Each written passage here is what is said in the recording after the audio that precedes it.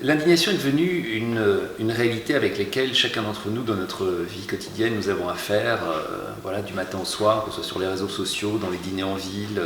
que ce soit dans la lecture du journal du matin ou celui du soir. L'indignation fait partie désormais de notre vie. On se lève en étant agacé, on déjeune en étant agacé, on va se coucher agacé.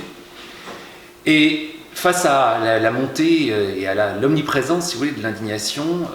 le réflexe très souvent est d'analyser cela comme une espèce de preuve du fait que nos sociétés sont effectivement devenues des sociétés un petit peu folles,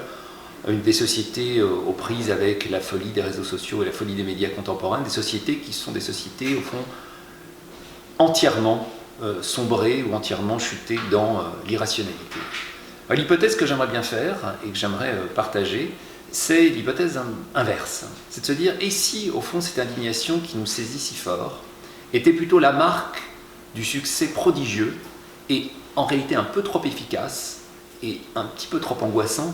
de précisément la raison. Parce qu'au fond, qu'est-ce qu'une indignation si ce n'est cette chose que l'on n'arrête pas de discuter, d'argumenter, dont on n'arrête pas de rajouter des faits et des théories pour l'étayer? Qu'est-ce que c'est si ce n'est